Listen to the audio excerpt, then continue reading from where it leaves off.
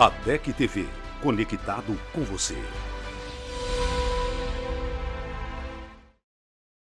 A Bíblia nos traz lições infinitas e para compreendê-las melhor, contamos com o nosso super time de teólogos e professores. Fique agora com lições bíblicas.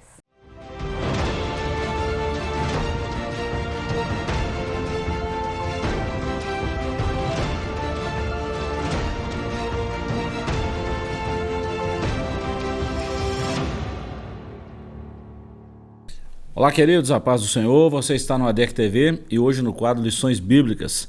Hoje nós vamos estudar a lição de número 6, que tem como tema a suficiência da graça na cidade de Corinto. O texto áureo está em Atos capítulo 18, versículo 10, e está escrito assim: porque eu sou contigo e ninguém lançará mão de ti para te fazer mal, pois tenho muito povo nessa cidade. Verdade prática. A graça de Deus é suficiente para sustentar o crente em meio às adversidades. A leitura bíblica em classe está em Atos capítulo 18, versículos 1 ao 11. E a nossa lição tem alguns objetivos e o primeiro dela é conduzir o aluno a compreender Corinto e os desafios do Evangelho. 2. Verificar com o aluno a missão de Paulo e a suficiência da graça. E 3. Conscientizar sobre a graça de Deus diante dos desafios da vida cristã. Mais uma vez comigo aqui está o presbítero Sebastião Ferreira, presbítero Hélito, ambos professores aqui da classe de homens aqui do nosso tempo central, presbítero Hélito, superintendente da EBD. Presbítero Sebastião Ferreira, muito bem-vindo, nós estamos aí na lição de número 6, quase que uma sequência da lição anterior, da 5, né? Assim, tratando da cidade de Corinto, dos desafios de Paulo, e agora nós vamos aprender sobre essa graça que é suficiente para os irmãos de Corinto. E Paulo gastou assim um bom tempo nessa cidade, orientou bem, escreveu 2 cartas. Uma igreja importante, né? Sim, Corinto ou seja, passou primeiro por Atenas, depois chegou ali na península do Peloponeso e lá ele ficou um bom tempo. E até porque é uma cidade estratégica, uma cidade portuária. Segundo alguns ali, para que os navegadores não circunnavegassem ali a península, eles passavam ali, acho que deve dar ali um trajeto de terra ali, uns 12 quilômetros. Então eles paravam na cidade do Ponto e, através dos escravos, levavam as cargas até Corinto, de Corinto prosseguia a viagem. Então, ou seja, era uma cidade estratégica e justamente Paulo viu isso na cidade e ficou um bom tempo lá, dedicando a pregação do Evangelho. Geralmente essas cidades portuárias, igual o caso dessa península que a gente está tratando, é uma cidade que tem tem a população, né, normal, população fixa, mas tem uma população circulante muito alta, né? Sim, justamente por causa do comércio, né, que passava pela cidade, e também escravos. Calcula-se que nesse período 60% da população era totalmente escrava.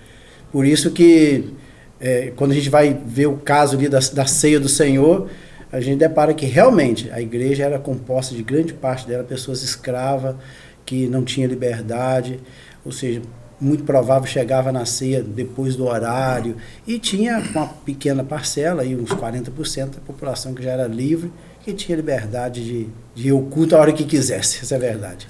Presbítero Ed, a gente fala sobre isso, eu sempre falei isso, o quão importante entender a historicidade do lugar, a geografia, isso atrela muito conhecimento do que está escrito. Essa informação que o presbítero Sebastião Ferreira falou agora, principalmente esse exemplo da ceia, muitos escravos e Paulo regulamentar a ceia, isso dá a entender, né? E nós entendemos pela arqueologia também, né, presbítero Sebastião Ferreira, que é muito importante. E esse fator histórico e geográfico ele é muito bom e necessário para quem está estudando a Bíblia, né? Com certeza. E a diversidade de pessoas ali, de cultura, né, de todos os cantos, por conta do porto, né? Tanta gente junta, tanta gente diferente, não é à toa que Paulo vai ficar lá, né? 1 ano e meio, demora ali para justamente colocar ali a igreja, vamos dizer assim, em ordem, né? Inclusive, pastor Gilberto, se a gente for analisar assim, os pormenores nas 2 cartas, não foram somente 2 cartas. Foram mais, né? Foram mais, alguns arriscam em até 4 cartas. Porque as cartas, então, ele está respondendo o questionamento. E se analisarmos com cuidado, nós vamos ver que o maior volume de escritos do apóstolo Paulo foi direcionado para essa igreja. Ou seja, era uma igreja que tinha problemas? Sim, mas era uma igreja importante, eu vejo isso. A gente vê na igreja de Corinto, é uma igreja que tinha o desenvolvimento dos 9 dons espirituais, da característica do fruto do Espírito, isso estava muito frequente, a igreja missionária e uma igreja acolhedora, mas uma igreja que tinha problema também. E foi para isso que Deus enviou o apóstolo Paulo, né, para resolver isso aí com a graça de Deus, e aqui a suficiência da graça é exatamente isso aí, né? Isso alegra o nosso coração, que a Bíblia ela não omite os tropeços da igreja dele na terra. E deixou registrado justamente, já pensou se a palavra de Deus trouxesse só aquilo que de santidade que a igreja tinha e omitisse no que diz respeito à queda, os deslizes que aconteciam na igreja? Poxa, como é que a gente é? Né? Qual o nível de santidade? Como atingir esse nível de santidade? A credibilidade.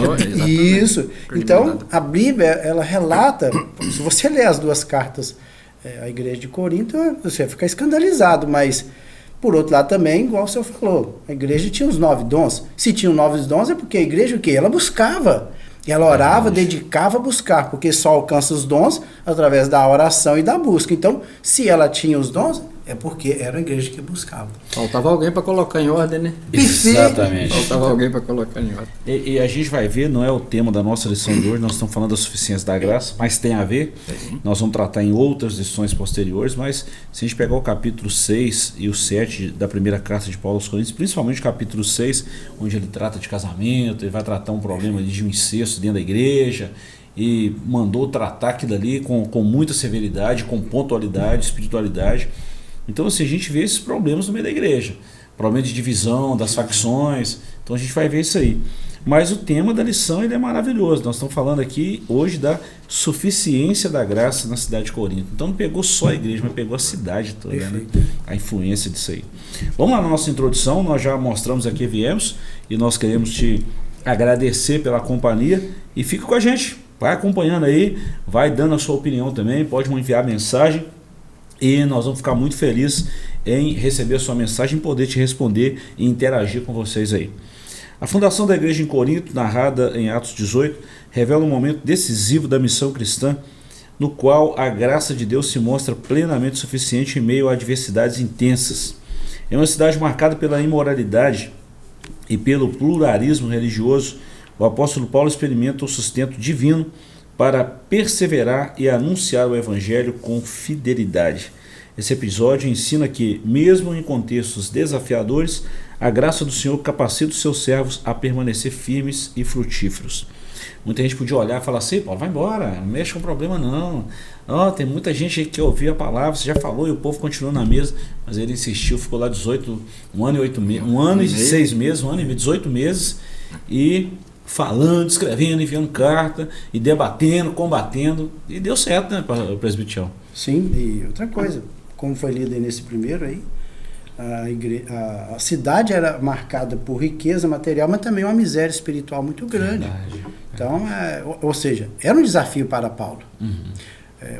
Por exemplo, Paulo chegou no ambiente pagão, onde falar sobre Jesus, sobre onde a origem de Jesus dentro do judaísmo, a promessa messiânica, falar para um povo pagão é muito complexo.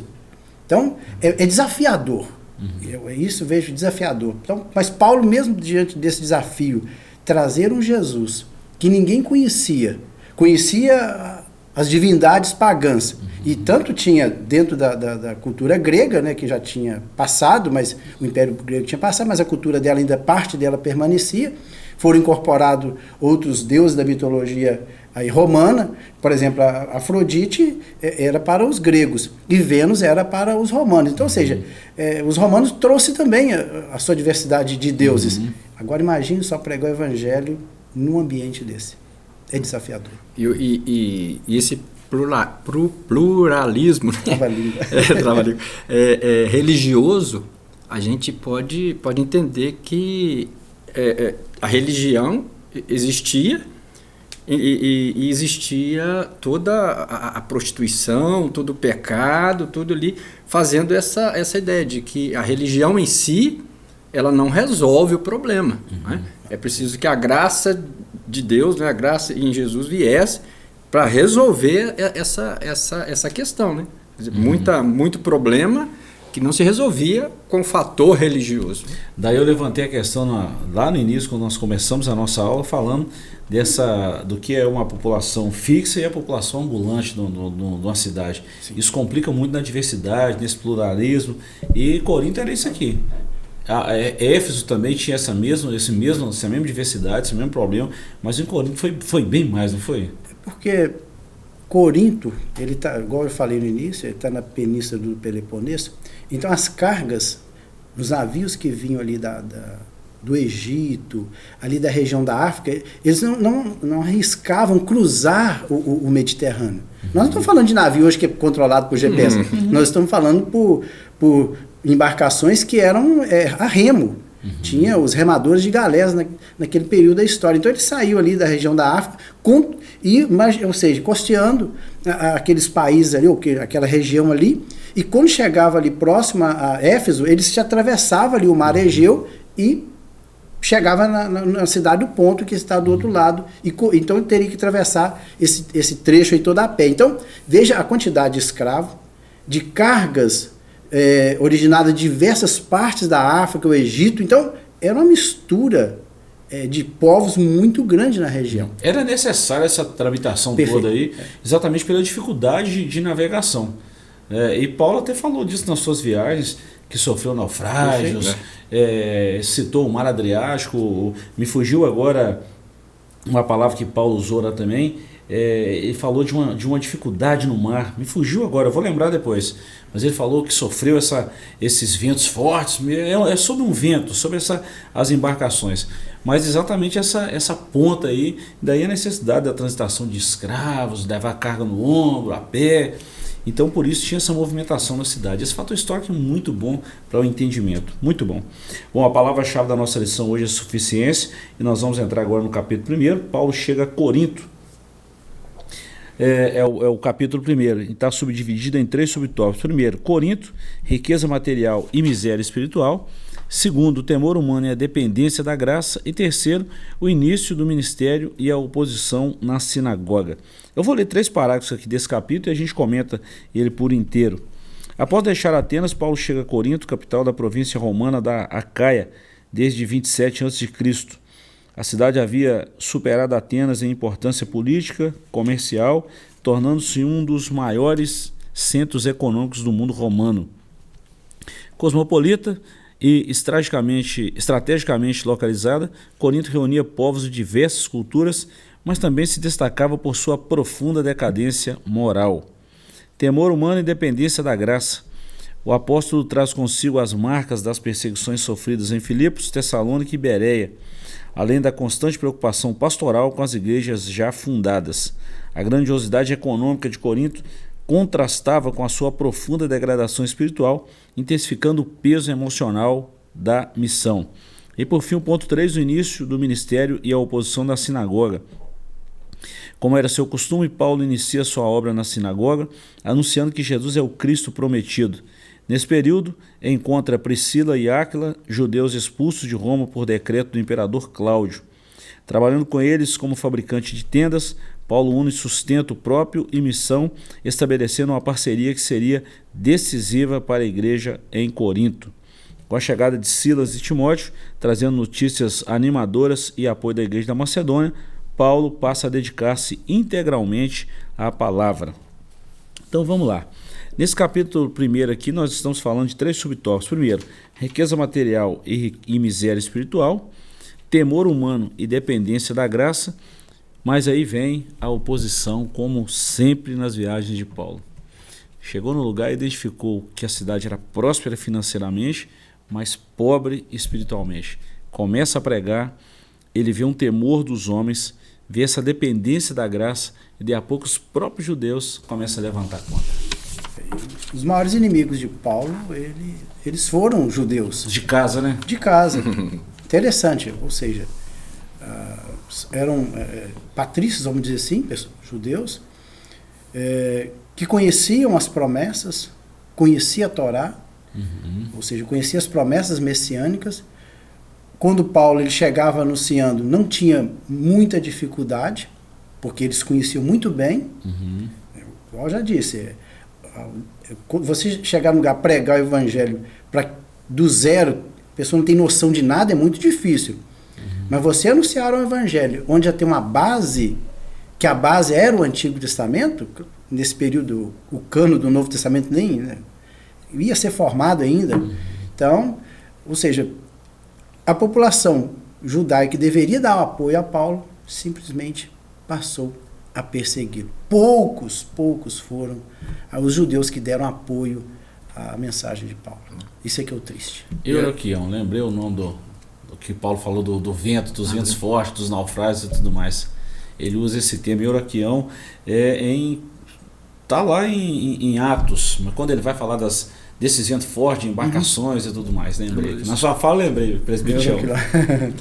Mas é interessante isso aí, Sebastião, que no versículo 6 aqui do nosso de Atos, né, capítulo 18, ele vai dizer assim: mas resistindo e blasfemando eles quem? Os judeus que você acabou de falar, né? Ele diz assim: sacudiu as vestes e disse-lhes: o vosso sangue seja sobre a vossa cabeça. Eu estou limpo e desde agora parto para os gentios. Quer dizer, chega uma hora que eles não quiseram, exatamente, né? Recusaram. É malhar em ferro frio. Até agora, mas estamos malhando em ferro frio. Então daqui para frente a gente não foi falta de oportunidade. Eles não podem reclamar de uma falta de oportunidade ou de uma falta de uma abertura da pregação. Eles fecharam as portas pela segunda vez. E a palavra usada é blasfemar, porque a blasfêmia é falar mal de algo. Pode ver que não é usado assim para o pagão, porque o pagão não tinha noção do que é evangelho, do que é palavra de Deus. Porque o evangelho é a boas novas que seria anunciada por Paulo.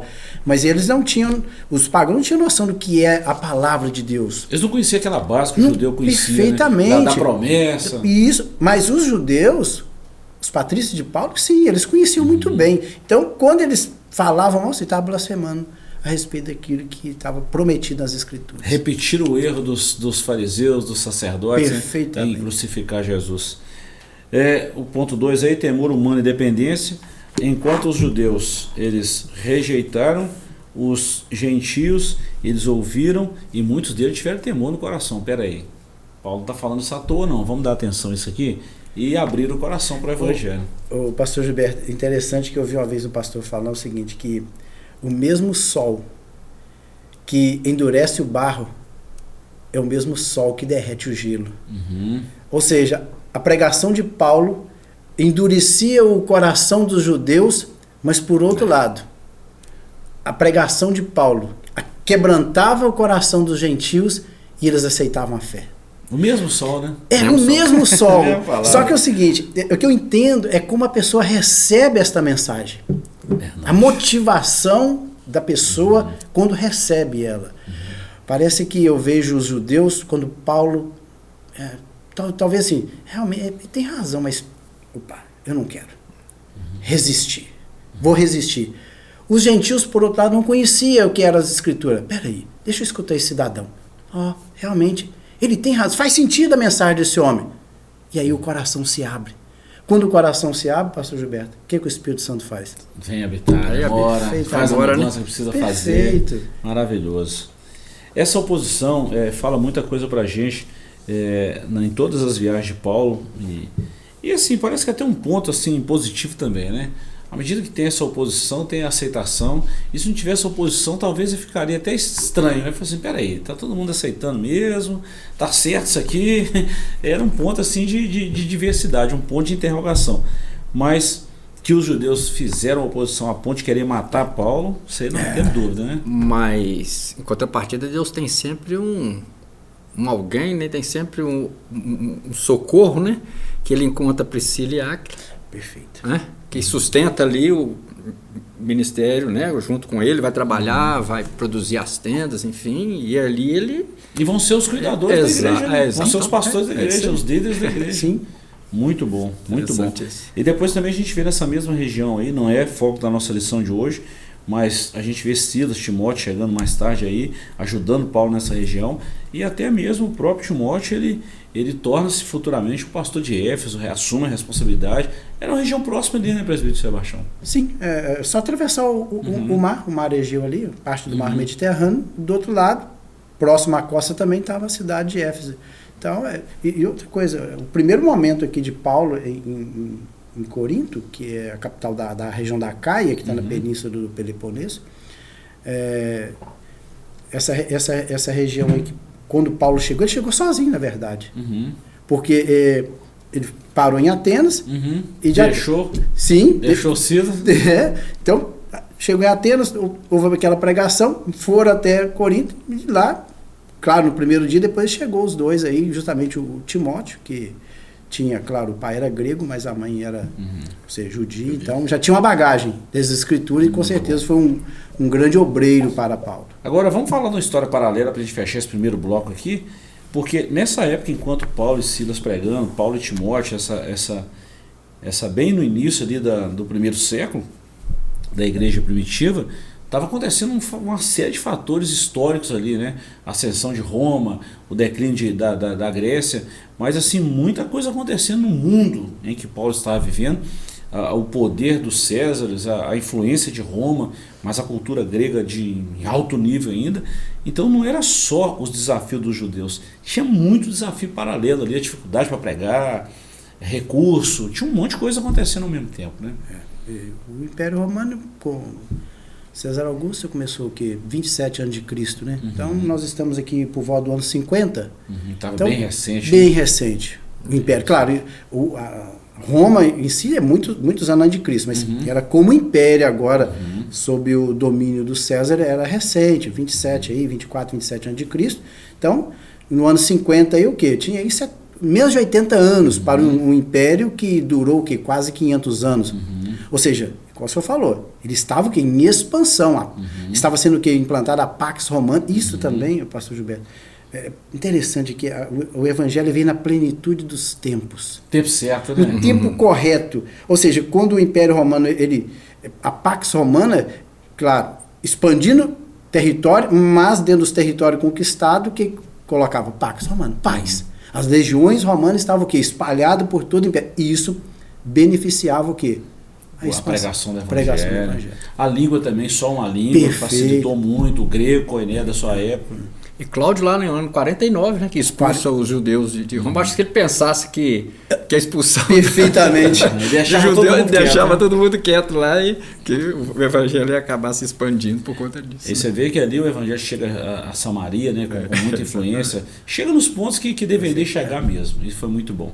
E sem contar nesse fator que também eu fiz questão de levantar isso aí, e Paulo fala isso, salvo engano, aos Gálatas, que ele prega a guarda pretoriana, que era a guarda de alto escalão, e isso facilitou também a pregação do evangelho, a proliferação do evangelho. Isso foi muito bom, muito bom. Dá só um tempinho aqui que nós vamos voltar já já. Nós vamos para um pequeno intervalo, voltamos já já com o segundo bloco dessa lição que está imperdível. Fica aí que voltamos já já.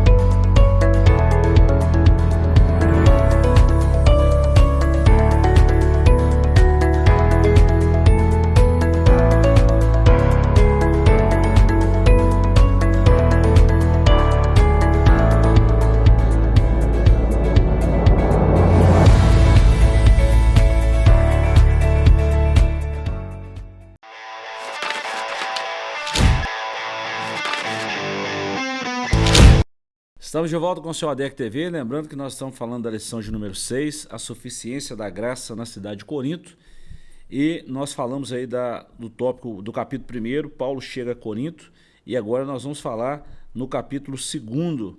O capítulo 2 ele tem o seguinte tema: a continuidade da missão e o encorajamento divino. Para a gente ganhar tempo, eu vou ler aqui só os subtópicos e a gente faz um comentário para a gente chegar no capítulo 3º aqui, que é a cereja do bolo dessa lição aqui. Ponto 1. A casa do justo e o avanço do evangelho. Expulso da sinagoga, Paulo não abandona a cidade. Um gentil temente a Deus, Tito, justo, oferece sua casa localizada ao lado da sinagoga com um novo espaço para a pregação. Ou seja, fechou uma porta, Deus abriu outra. Ponto 2. O medo do apóstolo é a palavra que fortalece. Apesar dos frutos visíveis, Paulo enfrenta forte oposição e passa a temer por sua permanência em Corinto. Isso está no capítulo 1 Coríntios 2:3. O peso espiritual da cidade, aliado à hostilidade crescente, fragiliza emocionalmente o apóstolo. É outro problema também, né? Que a fragilidade, a reação psicológica, ela é pesada. Mas o ponto 3, graça suficiente, perseverança e transição. Fortalecido pela promessa do Senhor, Paulo permanece em Corinto por 1 ano e 6 meses, ensinando a palavra de Deus e consolidando a igreja. Atos 18:11. Faz questão de ler esse versículo só para a gente... E ficou ali 1 ano e 6 meses, ensinando entre eles a palavra de Deus. A experiência do apóstolo ensina que sentir medo não é um sinal de fracasso espiritual, mas de oportunidade para experimentar a suficiência da graça divina. Então, nesse capítulo 2, presbítero Sebastião, presbítero Hélio, nós estamos tratando 3 subtópicos. Fechou uma porta, Deus abriu outra na casa do Tito, que é conhecido como justo, e, por sinal, ao lado da sinagoga, o medo do apóstolo e a palavra que fortalece, realmente com a perseguição, a pressão psicológica, a pressão física aumentou demais, mas a graça se revelou a ele e ele continuou ali 1 ano e 6 meses. Muito bom, né? Perseguição, mas a palavra cresceu. O que me chamou muita atenção é esse 18:9 aqui. E disse o Senhor em visão a Paulo, ou seja, o próprio Senhor em visão aparece para ele e fala assim: Paulo, não temas, olha aí. Se eu não estou equivocado, a palavra aqui é phobos. Não tenha medo, é medo mesmo. Isso é normal do ser humano, ter medo. Mas aí, ainda bem que a gente vê que o Senhor, ele não nos desampara. Ele viu o temor do apóstolo. Peraí, deixa eu entrar na história, deixa eu falar com ele. Não temas, mas fala e não te cales. Ou seja, diante dessa palavra do próprio Senhor em visão para o apóstolo, eu vou dar prosseguimento. Talvez seja esse o motivo que tenha ficado ali, como está no 18:11, né? E ali ficou 1 ano e 6 meses. Ensinando entre eles a palavra de Deus. Ou seja, diante desse encorajamento, que eu creio o seguinte: quando se fecha essa porta, talvez Paulo, como estava... Pode ver que o hábito de Paulo era, por todas as regiões que ele passava, a cidade, era pregar o quê? A porta era a sinagoga. Só que a sinagoga agora aqui em Corinto se fecha.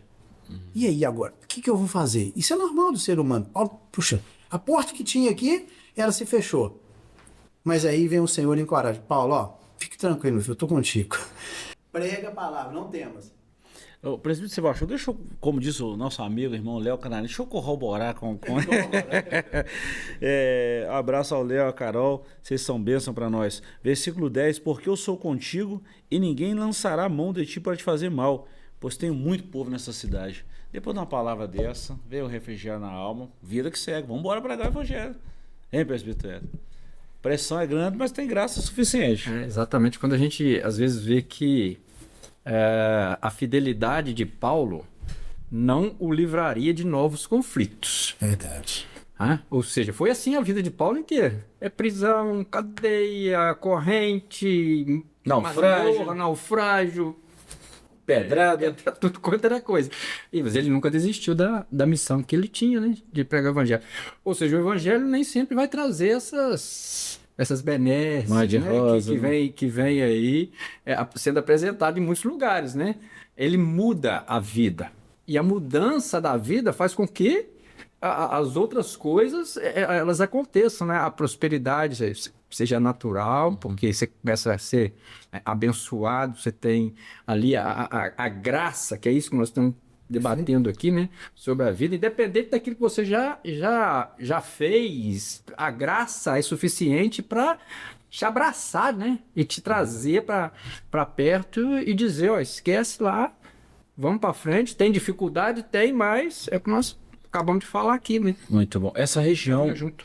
essa região aqui, conhecida da Ásia Menor, em que Paulo prega, e parte da Europa também, se a gente fazer uma associação das 7 cartas do Apocalipse, exatamente nesse contexto de região, a gente vai ver que a uma das igrejas, o próprio Senhor Jesus fala, né?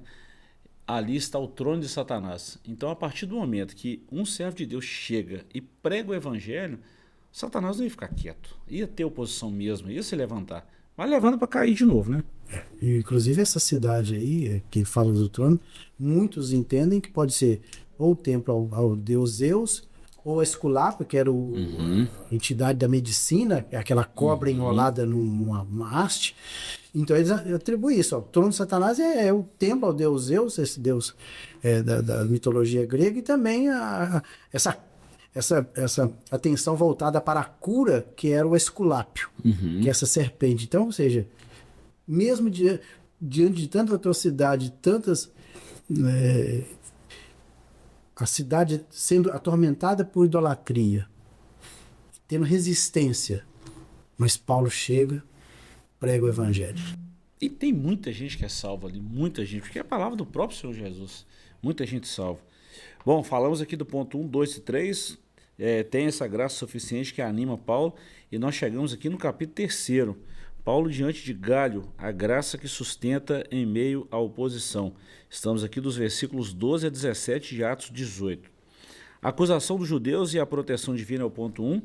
2, o espancamento de Sóstenes e alcance da graça. E 3, a suficiência da graça na experiência de Paulo. Vou ler 3 parágrafos aqui também e a gente comenta. A oposição judaica em Corinto não cessou e Paulo foi levado diante de Galho, procônsul de Acaia, sob a acusação de ensinar contrariamente à lei. Versículos 12 e 13.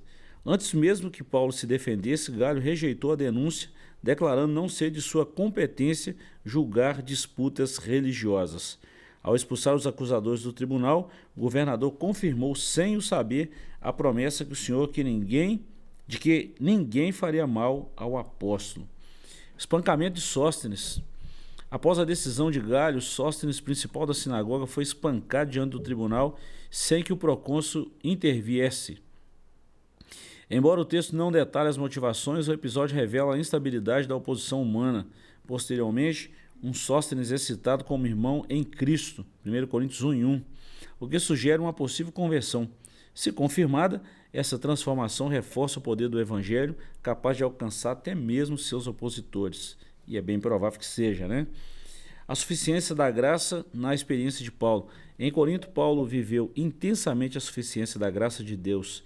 Em meio à fragilidade, pressões e oposição, aprendeu que o poder divino se aperfeiçoa na fraqueza. A cidade marcada pela decadência tornou-se um campo fértil para a manifestação da graça. Sustentado pelo Senhor, Paulo permaneceu ali 18 meses e uma igreja foi estabelecida. E glória a Deus por isso, né? Onde estava um trono de Satanás ali instaurado, agora tem a igreja de Cristo, o poder de Deus, a graça maravilhosa, mesmo em meio à pressão, acusação, mas o poder de Deus prevaleceu. Inclusive, só o fato aí de Galho, né, esse procônsul, o imperador, ele dividiu o Império Romano, né, que ele tinha os impérios senatoriais, tinha várias divisões, né, do império, e Galho aqui, ele era, vamos dizer assim, um governador ali da região ali da Acaia, ou seja, era uma autoridade. Era um Pôncio Pilatos, se fosse separar, né? Porque o Pôncio Pilatos era um procurador romano que estava lá na região da Judéia. Ele, o Galho aqui, o Galho, né, ele estava ali na região da Acaia. Era uma autoridade. Simplesmente o que ele fez? Só dele de ficar neutro já é um livramento. Já pensou se ele ficasse do lado dos judeus e fosse contra Paulo? Lavou as mãos também, né? Lavou as mãos. Mas pro bem agora, né? Olha, eu vou ficar neutro nessa questão aí. Vocês se entendam. E acho que eu vejo isso aí o quê? A proteção de Deus para a vinda de Paulo e dos seus companheiros. essa reação do procônsul. E ele tinha poder para intervir aqui, não tinha? Com certeza, ele era o governador e era colocado pelo próprio imperador. Claro, igual lá no Pilatos, ele era um procurador romano que era colocado no lugar para resolver o problema, pepino. Mas no caso aqui de Galho, ele já era o governador estabelecido pelo próprio imperador. Ou seja, era uma pessoa de autoridade. Mas simplesmente ele ficou... Se vira aí, eu não vou mexer. Não é comigo sobre essas leis, vocês resolvem lá e pronto, acabou. Já é uma proteção divina, eu vejo isso. E eles ficaram possessos que isso aqui é a ponto de espancar os Sóstenes aqui, que era o principal da sinagoga. Eu creio, pastor Gilberto, que eles esperavam uma reação do procônsul aqui, Galho, em prol deles. Opa, nós somos uma comunidade judaica, temos uma sinagoga aqui na cidade. Importante. E nós temos representatividade dentro desse lugar. E agora você não vai fazer nada? Esses dois são forasteiros, estão chegando aqui agora, e aí? Com certeza eles esperavam uma ação positiva de Galho no intuito de protegê-los, mas não foi assim. E a acusação, né? A acusação era que Paulo ensinava contrariamente à lei. A acusação dele que Paulo foi levado diante de Galho, procônsul da Caia, sob a acusação de que ele ensinava tudo que era contrário à lei. Não é bem assim. Paulo não ensinava que era contrário à lei. Ele só dizia que existe alguma coisa que, né, a graça, né, muito embora talvez esse termo... Na verdade, se a gente pegar os escritos de Paulo, a base para os escritos de Paulo é o Pentateuco. É os 5 primeiros livros da Torá. Ele usa Salmos, ele usa o Antigo Testamento ali para embasar. Só que a revelação que Deus dá a Paulo através de Cristo é que o Antigo Testamento apontava para Cristo. E isso aí não entrava na cabeça do judeu. E até hoje é assim, né? Contrariamente à lei. Só pegar a carta de Paulo à região da Galácia, ali ele destrincha tudo com relação aos patriarcas. A lei e a graça. A lei e a graça, tudo. Então, ou seja, só que o povo judeu, eles não entenderam por esse prisma. Aí acharam que era uma aberração e foram para o tribunal. E no tribunal, eles, infelizmente ou felizmente, foram derrotados e arrumaram problema para eles. Agora, essa informação que os Sóstenes, né, em 1 Coríntios 1:1, sugerem uma possível conversão, pode ter acontecido. A gente não pode afirmar. O nome é o mesmo. Sim. Nós não podemos afirmar. Mas, se tiver acontecido, foi uma maravilha. Ele presenciou coisa ali extraordinária, né? Muito bom.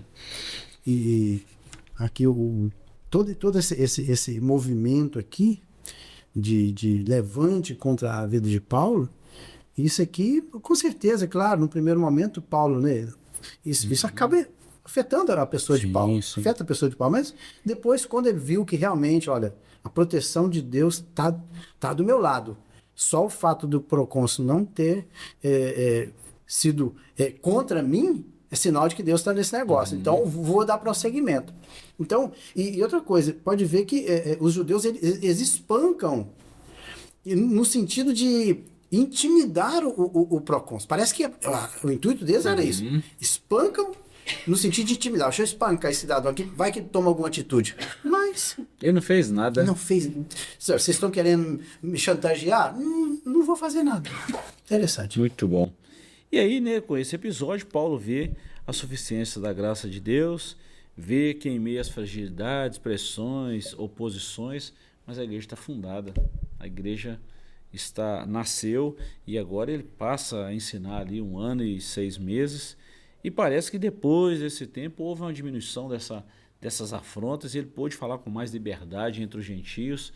E foi necessária essa perseguição também, esse primeiro momento aí de luta, de embates, dessas dificuldades, que mostrou quem era, quem não era, quem estava recebendo, quem não estava, e ali a igreja nasceu. Foi muito bom, né? E muita gente se convertendo também já dava uma sustentação, né? Para que Paulo continuasse no seu ministério. Agora, detalhe, para a gente fechar a nossa lição aqui, é bem provável que muita gente importante converteu aqui também, né? Porque a partir do momento que muita gente importante converte no meio de um cenário de perseguição, dá uma freada também. Opa, peraí, não é assim não, hein? É o que você está falando, né? Você tem um número reduzido e agora começa a crescer a igreja, ganha notoriedade e tem a graça de Deus ali também para frear essas manifestações do inimigo. A sinopse do capítulo 3, a graça de Deus protege Paulo e triunfa sobre a oposição de Corinto. Muito legal essa lição. Eu acho que vale a pena para a gente fechar aqui, presbítero Sebastião, presbítero Edson. Vamos fazer as nossas considerações. Fechando essa lição aqui, qual a palavra de vocês para quem está estudando essa lição, e nós fechamos o nosso bloco? Eu queria só ver esse versículo aqui que Paulo ele deixa na segunda carta de Coríntios 12:9, e disse-me: a minha graça te basta, porque o meu poder se aperfeiçoa na fraqueza. De boa vontade, pois me gloriarei nas minhas fraquezas, para que em mim habite o poder de Cristo. Ou seja, diante das adversidades que Paulo passou nessa região, de toda a luta, toda a tribulação que ele passou, ele chegou à conclusão: se Cristo não for comigo, eu estou perdido. Então, por isso que ele coloca aqui: para que em mim habite o poder de Cristo. Muito bom. E quando a gente fala de graça, precisamos entender que a graça nunca foi de graça. A graça teve um preço, né? Que nos alcançou. Então, assim, aprendemos que não é a ausência de lutas, mas a presença da graça que nos mantém firmes, né? E que essa graça possa, cada dia, nos manter aí firme diante das adversidades, das lutas, enfim. Mas sempre olhando os nossos olhos fitos no autor e consumador da nossa fé, né? Bom, nós encerramos a nossa lição aqui nessas duas últimas, tanto a lição 6 quanto a 5, falando aí da carta de Paulo aos Coríntios. E agora, na lição da próxima semana, se Deus nos permitir, começaremos o Atos 19, falando aí quando o vento ou quando o Espírito sopra em Éfeso. Presbítero Sebastião, presbítero Edson, obrigado por essa contribuição maravilhosa de hoje. Deus os abençoe. Ficamos aqui com essa lição. Se Deus nos permitir, voltaremos na próxima semana com a lição de número 7. Até lá, Deus te abençoe e um forte abraço. Lâmpada para os meus pés é a tua palavra e luz para o meu caminho. Muito obrigada por nos acompanhar em mais uma lição e até a próxima.